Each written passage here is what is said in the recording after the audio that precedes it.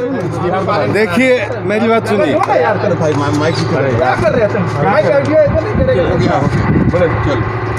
बहुत लोगों को बहुत तरह का भ्रम है, लोगों के अंदर एक तरह की अफवाह भी है कि लॉकडाउन 3 में बहुत सी छूटें हैं। मैं ये क्लियर कर देना चाहता हूँ कि आम आदमी के लिए लॉकडाउन 3 में किसी प्रकार की कोई छूट नहीं है।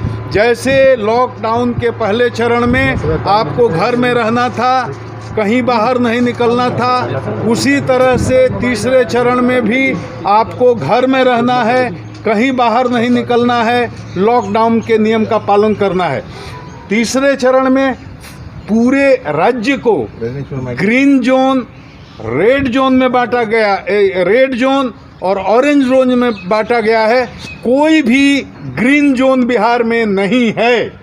रेड जोन में कोई एक्टिविटी नहीं, पहले बताया गया। कंटेनमेंट एरिया में कोई एक्टिविटी नहीं, पहले ही बता दिया गया है।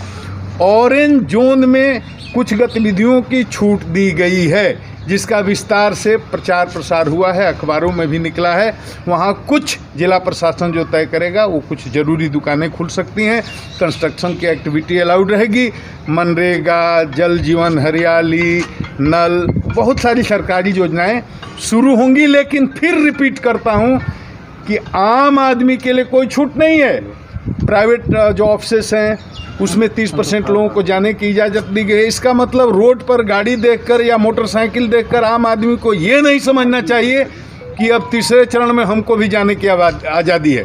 कोई मंदिर नहीं खुलेगा, कोई मस्जिद नहीं, कोई चर्च नहीं, कोई गुरुद्वारा नहीं, कोई सामूहिक पूजा पाठ नहीं, कोई अनुष्ठान नहीं, कोई शॉपिंग कॉम्प्लेक्स नहीं, कोई मॉल नहीं खुलेगा, जिम्नाजियम नहीं खुलेगा, कोई इंटरटेनमेंट पार्क नहीं खुलेगा, बाहर कहीं टहलने की आज़ादी नहीं है। शाम को 7 बजे से सुबह 7 बजे तक तो किसी भी आदमी को किसी भी परिस्थिति में घूमने की आज़ादी नहीं है। एक जिले से दूसरे जिले में बिना वैध सरकारी पास के कोई भी आदमी नहीं आ जा सकता है। तो पहले चरण की तरह ही ये भी तीसरा चरण है आम आदमी के लिए। कुछ सरकारी कर्मचारियों, कुछ पदाधिकारियों, कुछ लोगों के लिए कुछ जरूरी छूटें दी गई हैं, वो उनको पता है। लेकिन आम आदमी के लिए बोल रहा हूँ, उनको ये नहीं समझना चाहिए किसी प्रकार की कोई छूट है। अभी का संकट सबसे बड़ा संकट है। हमारे 10 लाख से ऊपर मजदूर भाई बहन और हमारे बेटा बेटी स्टूडेंट बाहर से आ रहे हैं, उन्हें भी नहीं पता कि कहाँ किससे छू गए होंगे, कहाँ से किसको संक्रमण हो गया होगा।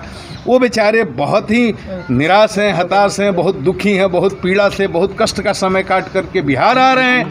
बिहार में हम लोग उनका स्वागत करेंगे, लेकिन उनसे भी निवेदन करेंगे कि यहाँ जो SOP बनाया गया है, जो सिस्टम बनाया गया है, नियम बनाया गया है, उस नियम का पालन करके बिहार को बचाने में सहयोग करें। सीमा पर जहाँ चलेंगे वहाँ स्क्रीनिंग होगी, उसके बाद यहाँ बॉर्डर पर पहुँचेंगे सीमा पर स्क्रीनिंग होगी, उसके बाद उनको उनके ब्लॉक में ले जाया जाएगा, वहाँ उनकी जांच होगी, क्वारंटाइन किया जाएगा। उस समय सीमा पूरा करके ही सुरक्षित अपने घर में जाएं कि उनका परिवार सुरक्षित रहे, गाँव सुरक्षित रहे, मोहल्ला सुरक्षित रहे, शहर सुरक्षित रहे। बिना क्वारंटाइन हुए कहीं कोई जाएगा नहीं। इस तरह से प्रशासन का सहयोग करें, पुलिस का सहयोग करें, मेडिकल स्टाफ का सहयोग करें, किसी से कहीं उलझे नहीं, किसी से कोई झंझट न करें। हम लोग आपको बचाने के लिए, बिहार को बचाने के लिए ये काम कर रहे हैं। सर, आप भी रेड जोन में जाएंगे सर अपने पुलिसकर्मियों को? मैंने तय किया है कि हम अपने जितने भी हमारे रेड जोन के डिस्ट्रिक्ट हैं, मेरा कल से ये दौरा शुरू होगा। मैं सारे रेड जोन में जाऊंगा, वहाँ की व्यवस्था का निरीक्षण करूंगा, अपने पुलिसकर्मियों का मनोबल बढ़ाऊंगा। बड़े कठिन समय में हमारे लोग डटे हुए हैं, तो उनका मनोबल बढ़ाना भी ज़रूरी है, वहाँ की व्यवस्था का निरीक्षण करना भी ज़रूरी है। तो मैं रेड जोन में कल से प्रवेश कर जाऊंगा। सर, 55 साल से ज़्यादा व्यक्ति को पुलिसकर्मी मैंने कह दिया है, मैंने सारे SP लोगों को आदेश दे दिया है, जो वृद्ध हैं, बीमार हैं, लाचार हैं, रोगी हैं और 55-56 से आयु अधिक हो गई है, स्वस्थ नहीं है, ऐसे लोगों को एक्टिव एक्सपोजर की जगह पर न लगाएं। उनसे कोई बहुत ही साधारण कम कठिन ड्यूटी ऑफिस में, कार्यालय में जहां जरूरत हो वहां उनसे काम लिया। तो GRP को फिर से ड्यूटी पे बुला लिया गया। देखिए, जब GRP ट्रेनें बंद थी तो GRP पुलिस को हम लोग अलग काम में लगाए थे, विधि व्यवस्था संधारण में। जब स्पेशल ट्रेनें आ रही हैं तो जहां जितनी जरूरत है GRP के बल को वापस वहां लगाया जा रहा है। बिहार के आधुनिक अस्पतालों में से एक NSMCH multi speciality 350 bedded hospital, अनुभवी डॉक्टर एवं ट्रेन्ड पैरामेडिकल स्टाफ, विश्व स्तरीय सुविधाओं के साथ अत्याधुनिक ऑपरेशन थिएटर, ICU, NICU, निशुल्क OPD परामर्श, 24 घंटे इमरजेंसी सर्विसेज और जटिल गर्भावस्था का इलाज। Netaji Subhash medical college and hospital, Amhara, Bihta, Patna.